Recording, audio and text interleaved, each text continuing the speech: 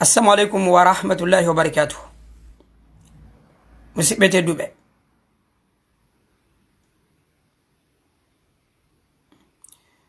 ɗo lando sino e jam ono e ɓe gureji mon ɗi mi toro on kadi haray senditanon en o vidéo ɗo.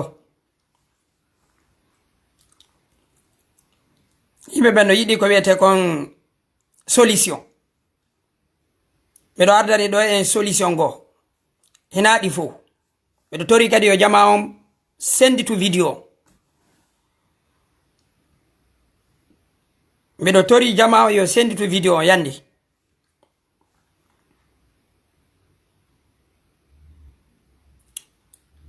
Senditanela an vidéo on watta non lan kadi yilla tentinino ɓe wonɓe landade solution.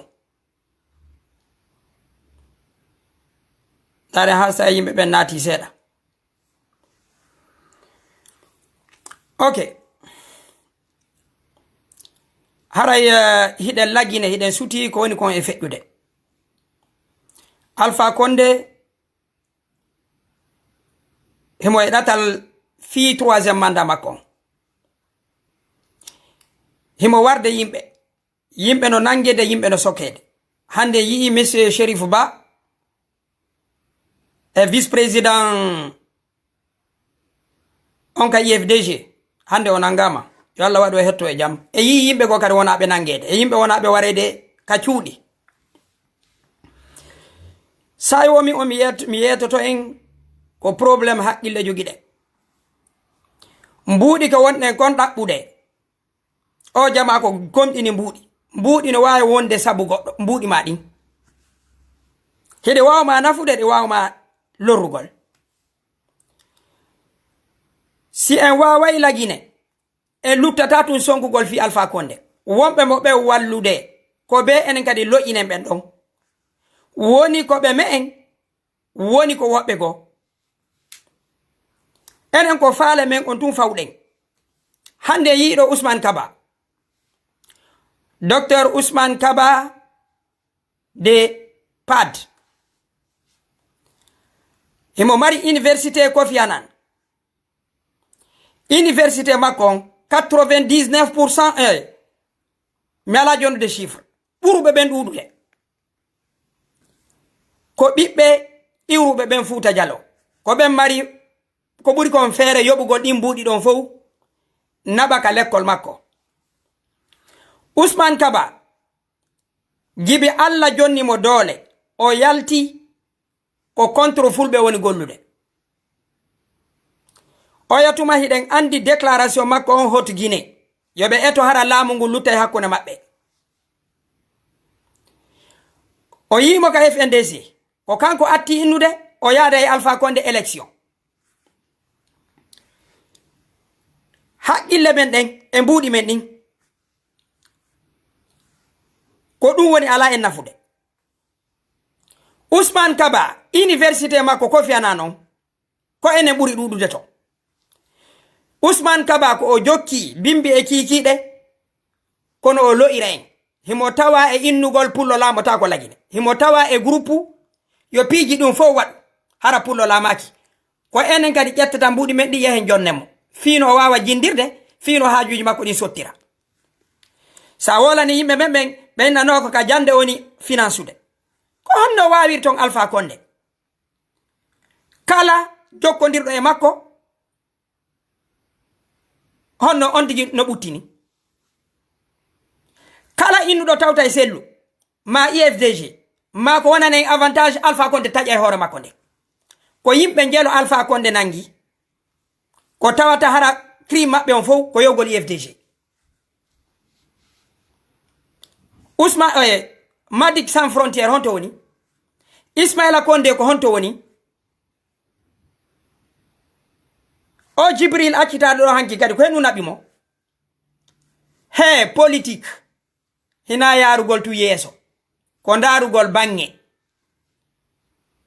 Min miɗo jaɓi dirisamɓe ɓen ka IFDG ko yeeso tun ɓe suti. Sira haɓidude e goɗɗo o taƴima koyɗe o taƴi juuɗe. Musidɓe politique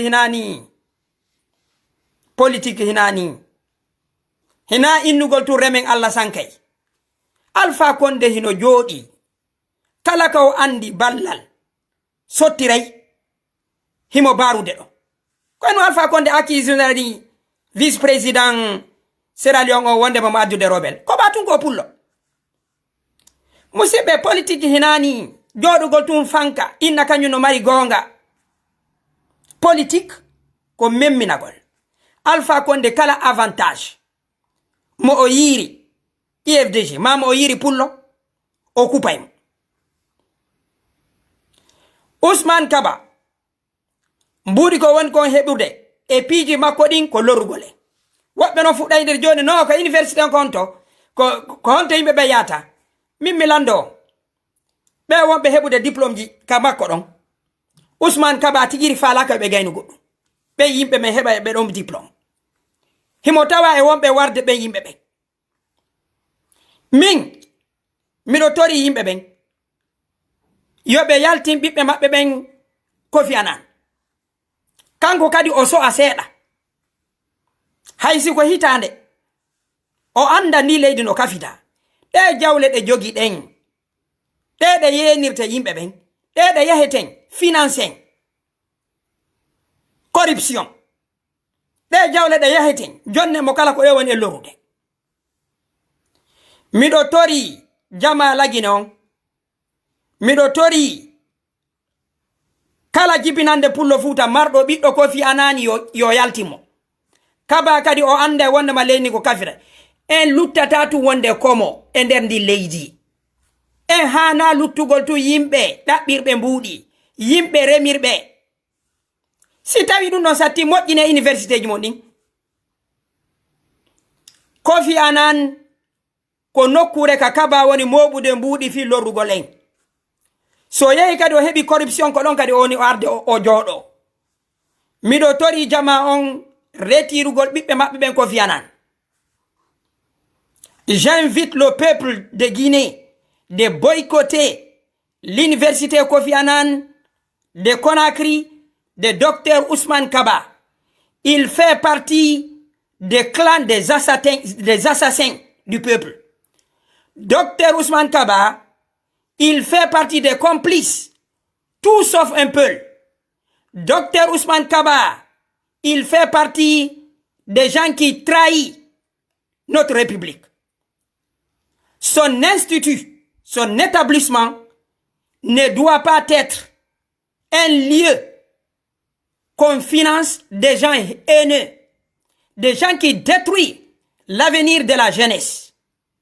J'invite le peuple de Guinée de boycotter totalement l'université Kofi Annan. Ce n'est pas un lieu pour la liberté. Ce n'est pas un lieu pour notre jeunesse. Ce n'est pas un lieu pour faire avancer la Guinée. C'est un lieu utilisé pour la haine contre une partie de la population. Monsieur Ousmane Kaba n'honore pas la Guinée. Il n'honore pas l'unité nationale. Il fait partie du clan Alpha Condé qui tue la jeunesse. C'est ça mon avis. J'invite tout le monde de boycotter Kofi Annan. J'invite tout le monde, tout investisseur en Guinée ou opérateur économique qui se rallie Alpha Condé, il mérite du boycott. Notre argent ne doit pas être la source de notre souffrance. Notre argent ne doit pas être une source pour financer des personnes haineuses. J'invite le peuple de boycotter l'université Kofi Annan. Toutes les personnes qui collaborent avec Alpha Condé et ils ont des entreprises, ils ont des magasins, ils ont quelque chose de l'économie, boycottons-le. Même un artiste, même un imam, tout citoyen qui soutient Alpha Condé mérite le boycott. Aujourd'hui, nous sommes devant des jeunes tués, des enfants, des femmes violées, des jeunes enfermés avec les mêmes personnes qui défendent leur intérêt. Si Ousmane Kaba défend son intérêt, nous aussi défendons notre intérêt. J'invite le peuple à boycotter Kofi Annan. Ce n'est pas un lieu de la culture. Ce n'est pas un lieu pour la paix. Ce n'est pas un lieu pour l'éducation. C'est un lieu qu'il utilise pour détruire une partie de la jeunesse. Musidɓe nano message an on. Mi torike jama lagine on yoɓe yaltin ɓiɓɓe maɓɓe ɓen Kofi Annan. Wonɗo nder ton on o faalaka pullo. Wonɗo nder ton on o faalaka ɓuttu. Wonɗo nder ton on ko Alpha Condé o suɓi waroɓe ɓen. Ousmane Kaba en hana ƴettugol jawdi men ndin fi o yaaru yeeso. Haray ko ɗum non mi woni miijo ango. Mi salmini jama on. Miɗo tori sendite o video. Miɗo tori on senditanela video on. Hiɗo landade fi solution. Mi addi solution go. Wonɓe ɓe lorrude ɓe hana luttirde ni tun. Jama on hino hani finugol. Mbuɗi mon ɗi mbete. O Kaba hina hande o fuɗɗi lorrude. Ha joni himo wadde business makon ko eɓɓi kon foppino yaltude. Mi torike jama on boykotugol Kofi Annan. Mi torike ɗum non jama on. Kaba kadi yo andu ɓiɗɗo goɗɗo wona ɓe ɓiɓɓe wona ɓe warede. Kamɓe kadi ɓiɓɓe maɓɓe ɓe no wani ɓe wa université maɓɓe on. Himo hani so ugol ɗum. Mi torike on fi Allah senditanelan video on. Mi torike on en fof ye en wallidir. Mi torike IFDG politique hina tun seppugol ƴette sakungu yara yeeso. Onon kadi wonɓe ɓen binde Alpha Condé heɓe initiative ko neyirɗon ɓe. Wassalamu aleykum.